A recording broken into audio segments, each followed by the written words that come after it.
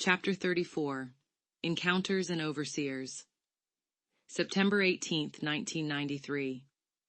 An authority gray, whom others sometimes call brown to distinguish, stood before me, asking if I knew the name of the current space project. I couldn't recall it, even though he insisted it was on the tip of my tongue. To encourage me, he created a mental contest between me and a man standing off to my left, who was also being questioned by his own being. The competitive approach seemed to energize him, but I remained passive. The fact that they didn't know the project name suggests they might not be involved with the government, at least not this time. As a tangent, the gray asked who Michael Jackson was. I responded with an image of him spinning on stage and said he was an entertainer. This odd question made more sense later when I learned that astronauts were active during this time and that there had been a breaking scandal about Jackson. Perhaps the beings overheard human chatter and became curious. September 19, 1993, the Authority Gray created a scenario where a tornado was approaching. My escort Gray stood to my left, silent but concerned. The Authority Gray told me to go in, but I hesitated, curious. Suddenly I was struck by simulated lightning, loud, painful, and targeted at my right temple. I collapsed, feeling close to death. After the demonstration, my escort helped me up gently. It felt like a good cop, bad cop dynamic, though I know both Grays cared, just played different roles. The next morning, I had a small blister near my hairline. I suspect this incident was punishment or conditioning for talking to my investigator about the prior space program conversation. September 20th, 1993. That night, I was half asleep when two Grays appeared at the foot of my bed, their preferred point of entry, along with bathrooms. Though my body slept, I was somehow aware. One Gray noticed my toenails were white and panicked, thinking I might be sick.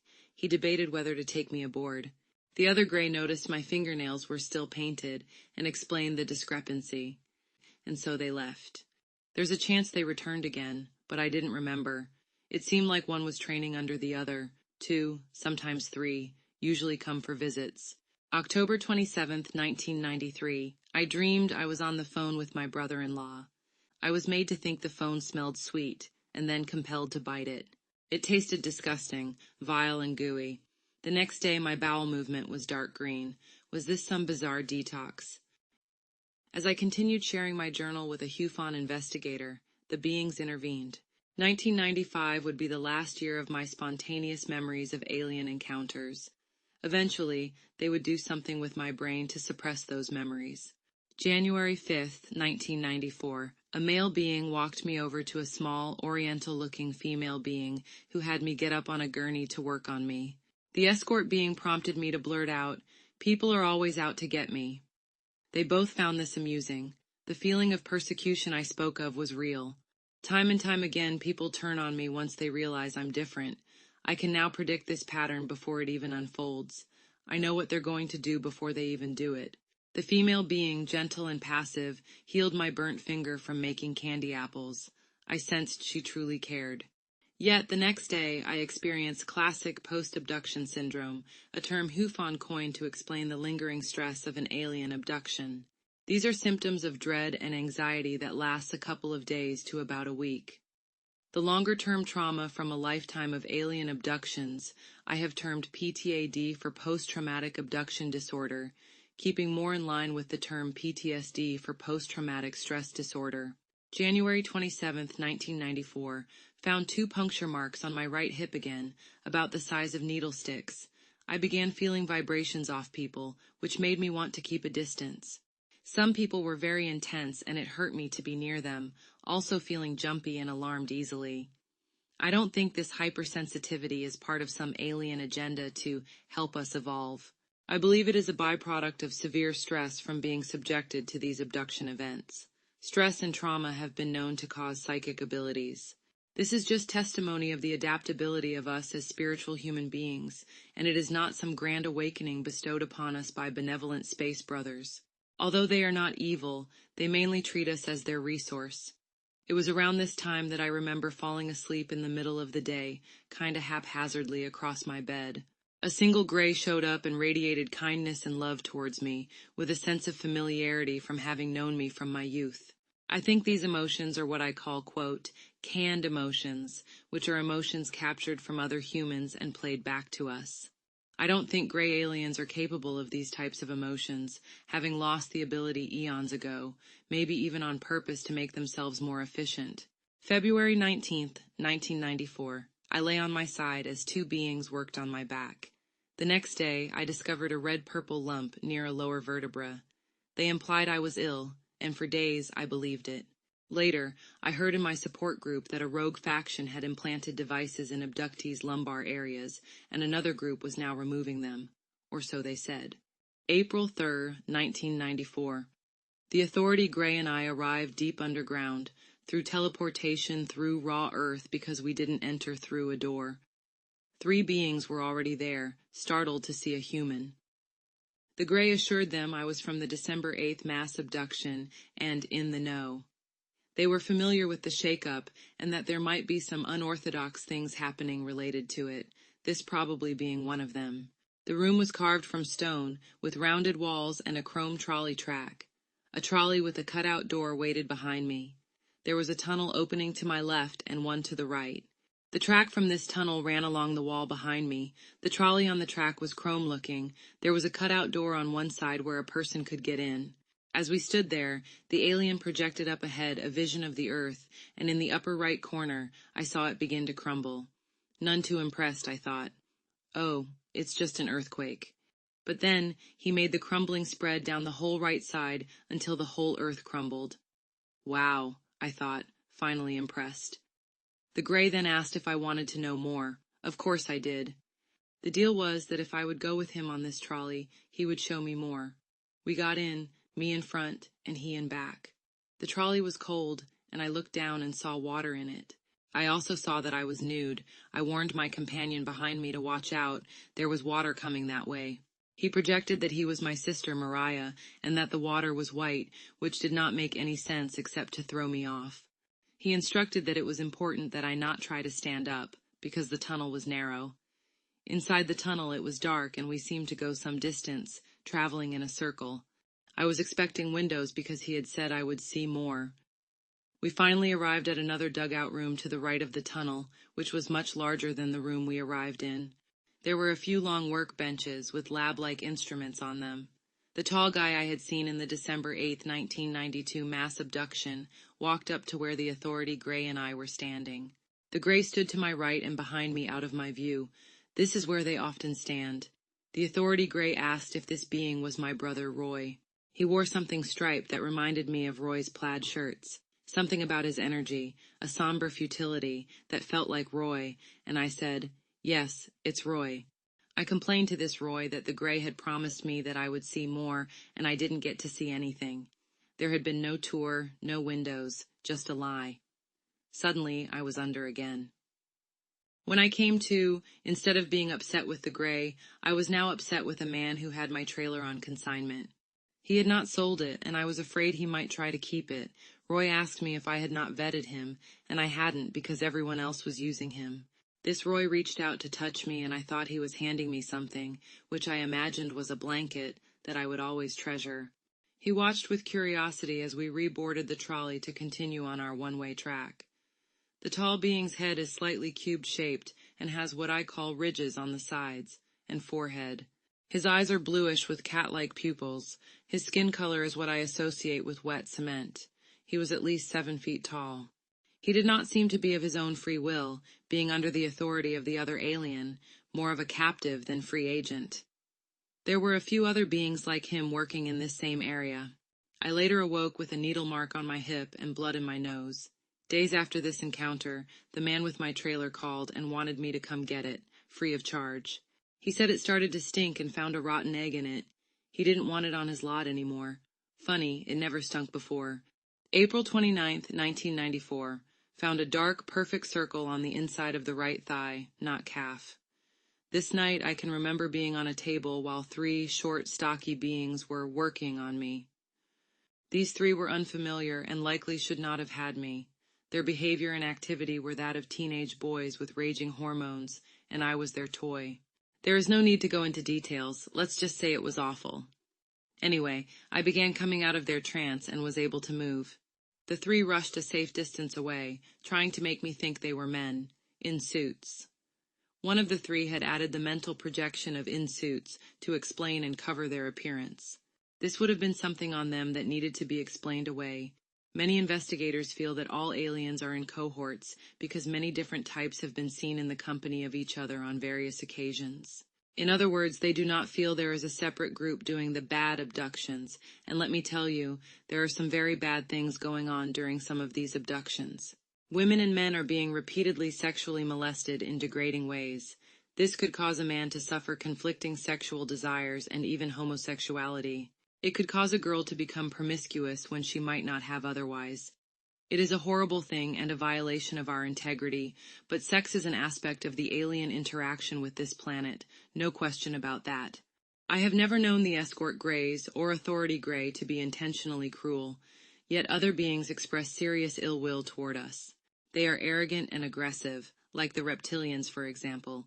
Then you have your juvenile rogues out for sex, and some egotistical aliens think they are superior, so treat humans with contempt.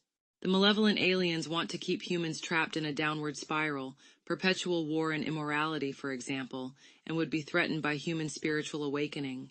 Just because the authority grey is my overseer does not mean that someone else can't have a different overseer, or that other races of people don't have different kinds of aliens doing abductions. The one I call the authority grey is the overseer of hundreds of abductees, not just me. May 1994, once again, I found myself in the presence of the tall being I still associated with Roy. I was filled with joy, glad he was alive, even if I knew deep down he wasn't really Roy. As he sat, the authority grey stood behind me. I held the being's head in my hands and kissed it gently. But when I saw the ridges on his head again, I realized he wasn't Roy after all. I confronted them, refusing to continue with their charade. Still, I didn't want to hurt the tall being's feelings. I told him I liked him and we could still be friends. He seemed like a gentle giant, just doing his job, not someone who would ever harm me. June 9th, 1994. I dreamt of placing shoes on someone's feet, then turned over in bed from my left side to my right. That's when I saw a hooded figure at the head of the bed. His body faced the wall, but his face was turned toward me. He wore a long, dark beige cape, though others who have reported seeing him say it appeared black. His hooded face was too dark to make out, no matter how hard I tried. He didn't speak, nor did I sense any communication from him. After a moment, he turned to face the wall and faded out, almost like a projection. I didn't feel his presence like I usually do. I sat up and checked the clock. 3:30 a.m.